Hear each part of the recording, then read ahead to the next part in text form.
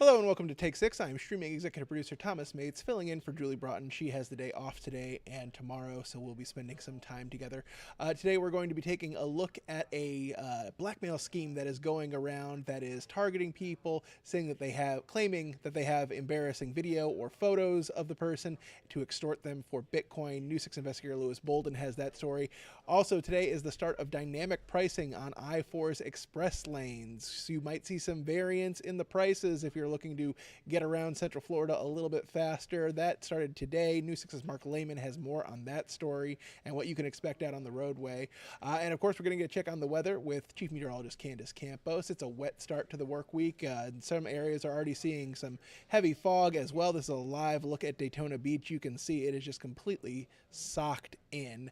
We'll get more on that and coming up in just a few minutes. But first, we want to take a look at the Madeline Soto case. This week marks 1 week since that then 13-year-old girl disappeared and was ultimately found dead. Her mother's boyfriend, on-again, off-again boyfriend, Stefan Stearns, was ultimately arrested and faces trial for that girl's death. To tell us more about this case, we turn now to News 6 investigator Mike DeForest. He's been following this extremely closely ever since Madeline first went missing. Mike, how are you doing today?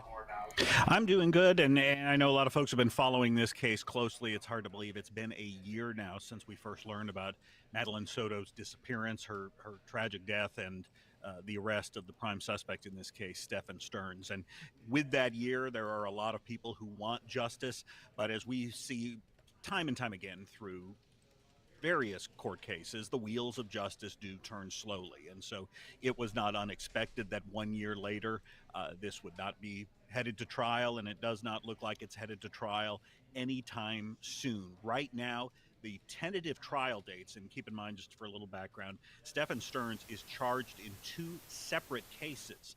One for the homicide of Madeline Soto, but in a separate case, he's charged with sexually battering her, basically raping her, and then possessing child sex material, child pornography.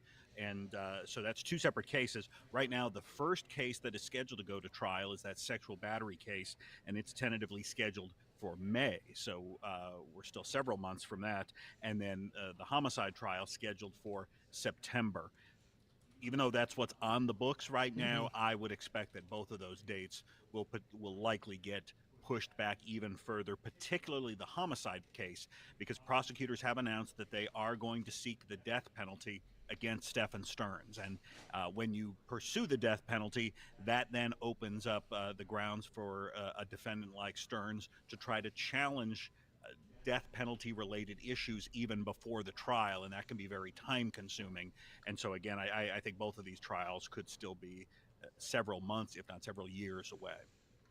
Yeah, and as we're moving forward, as you said, the gears of justice are moving. We're starting to see a bit more of how his attorneys are building a defense to the accusations against him. Right. What we've seen in recent weeks are a flurry of defense motions. Stefan Stearns is represented by a public defender, and in fact, the public defender's office in this judicial circuit that oversees Orange and Osceola counties is actually recently elected. So we're kind of getting an insight into how the public defender's office could potentially defend him.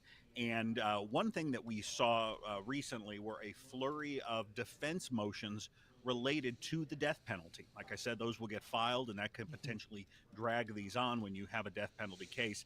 And the public defender is filed motions asking for the judge to declare the death penalty unconstitutional in Florida, to allow the jury to view the death chamber so they can consider what their jury verdict might be.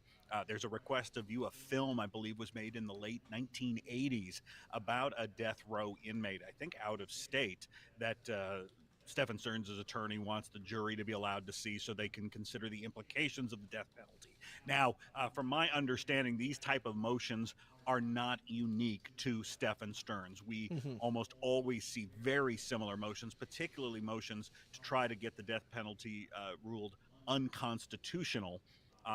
that's a defense attorney's job to look out for their client. Hmm. And some would argue that if a defense attorney did not file these motions, then it may be what was considered ineffective assistance of counsel, that the defendant could later claim that my attorney did not do enough to try to defend my rights. And so right now we are seeing a flurry of these motions related not just to the death penalty, but other issues as well. And we will continue to see more as this case progresses. But right now, that is one thing Stearns' attorney seems to be hitting hard, is to try to get this death penalty taken off the table.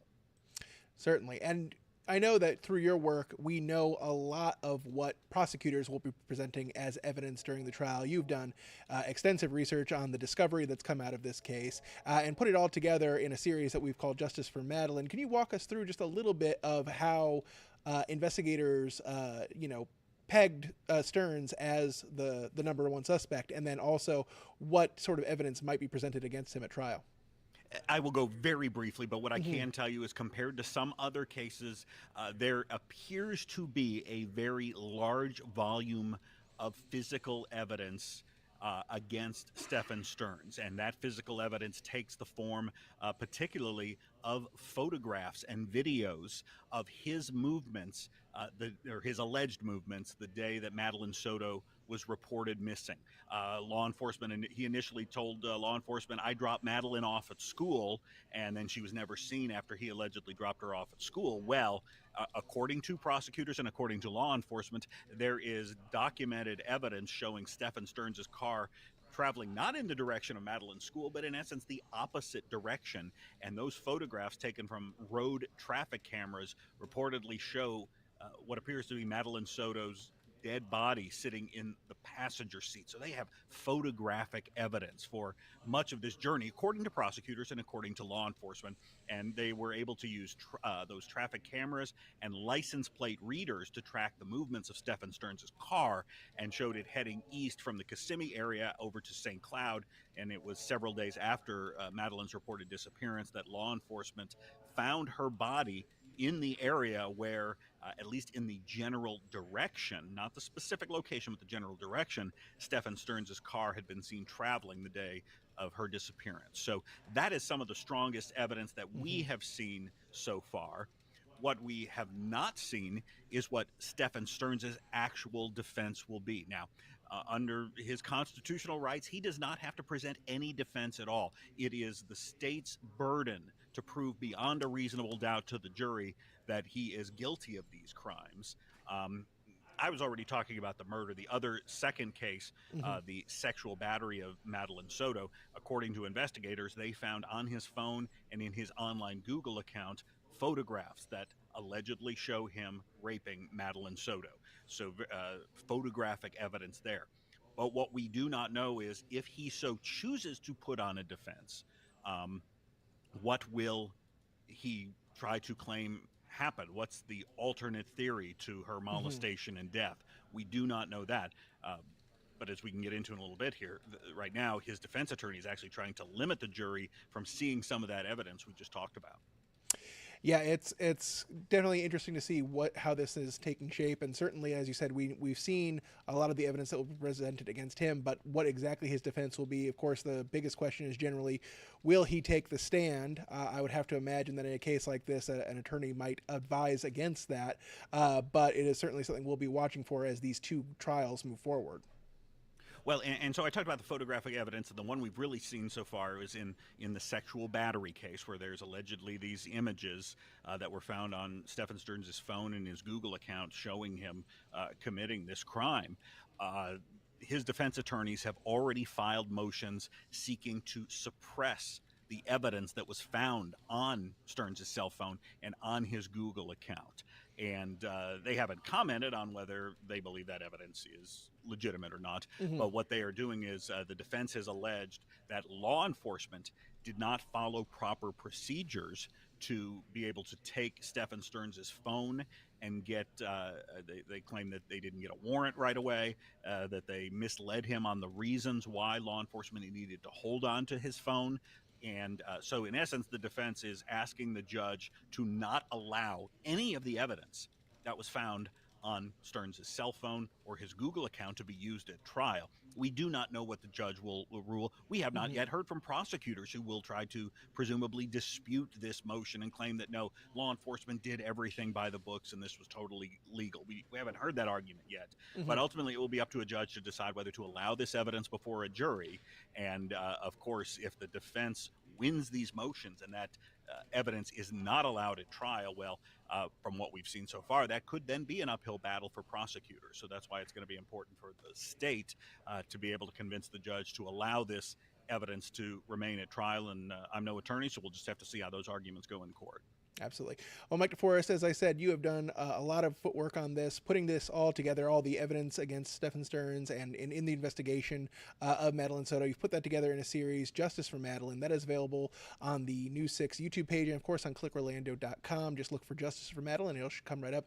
Mike DeForest, I know you'll be following this continuously as it moves forward, and we'll have to see when this actually goes to trial and what exactly the defense and prosecution will have to say as you say, the wheels of justice move forward. Thank you so much for your time, and have a pleasant day. Take care. All right.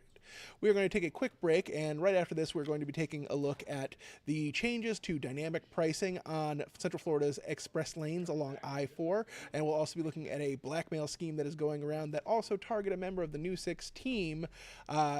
We'll tell you how you can protect yourself and what to watch out for. All that's coming up in just about 2 minutes.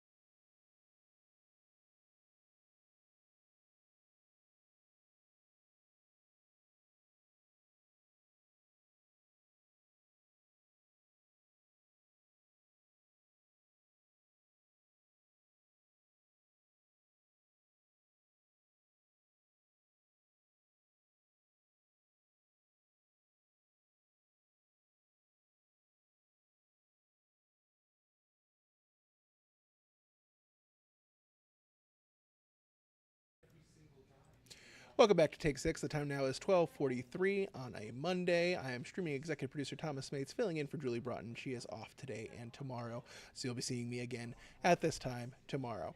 Today, Central Florida is seeing a change in the express lanes that have been built along I-4. The state is now introducing dynamic pricing, basically an increase in tolls depending on the popularity of the roadway, as it were, surge pricing.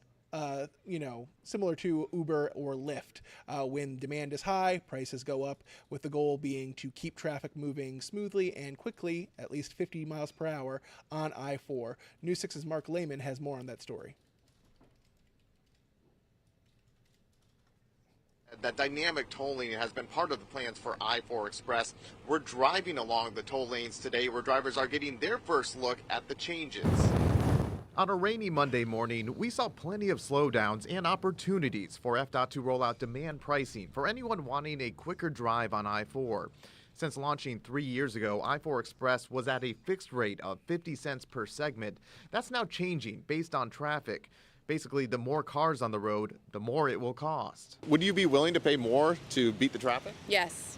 Definitely. I sit in traffic all day, every day. Drivers we spoke with had mixed reactions to the thought of fluctuating tolls. Would it be worth it for you to pay those higher prices? No, to be honest, no. I'm already paying tolls, and then on top of it, I gotta pay. I gotta pay now more of that to get somewhere faster. We saw segment prices jump by only a quarter during the morning rush, but it's unclear how much higher it could cost to use the lanes, which may have a big impact on drivers' decisions. How much would you be willing to pay? Right now it's 50 cents per segment, but it can go up to maybe $3. Depending on the traffic, probably. Depending on how much of a hurry I'm in. FDOT isn't commenting on the prices, only that the goal is to prevent congestion and keep cars moving at least 50 miles per hour. They say the important thing is for drivers to pay attention to the electronic signs. Just plan your trip out smarter, Go ahead. If you gotta leave earlier, leave earlier. Reporting along I-4 Express, Mark Lehman, Getting Results, News 6. I'll say that I have not used the express lanes yet, and if my wife is very frugal and has a moral objection to the toll roads in general, so I can't predict that we'll be using the I-4 express lanes anytime soon personally, but we want to know if you will be using them. How much would you pay to avoid that I-4 traffic? It's pretty deadly for all of us when we need to get somewhere.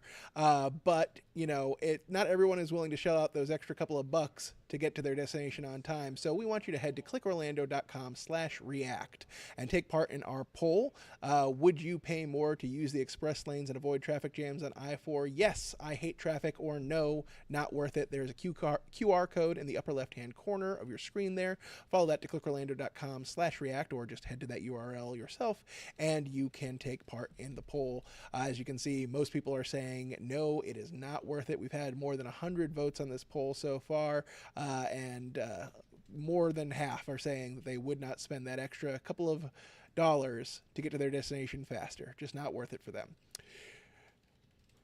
All right, now we are going to shift gears a little bit. We're going to be taking a look at an investigation by News 6 investigator Lewis Bolden. There has been a scheme going around masquerading as a blackmailer, trying to extort people out of money, thousands of dollars in Bitcoin. It's even hit people here at News 6, including the normal host of Take 6, Julie Broughton.